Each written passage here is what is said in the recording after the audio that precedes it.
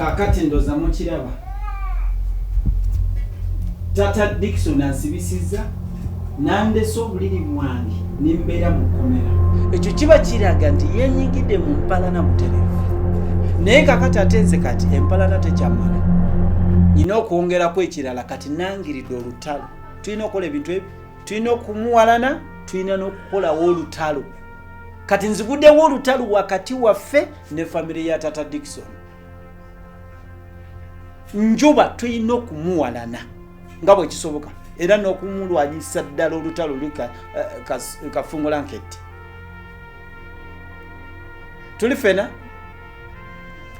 kino mbabuulira omuntu yenna anakyuka n'akolagana n'abantu bali ne bwe ndiba nfudde wakiri omuzimu gwange gujja kufa emagome gujje gutugumbule.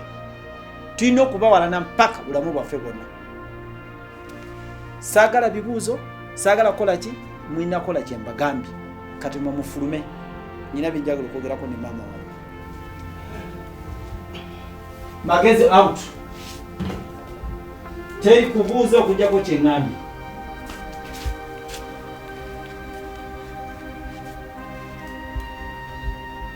Kati ndozo bulijjo obadde ngamba munange kwate bino kwa ndozo kirabye omusajja kyakoze.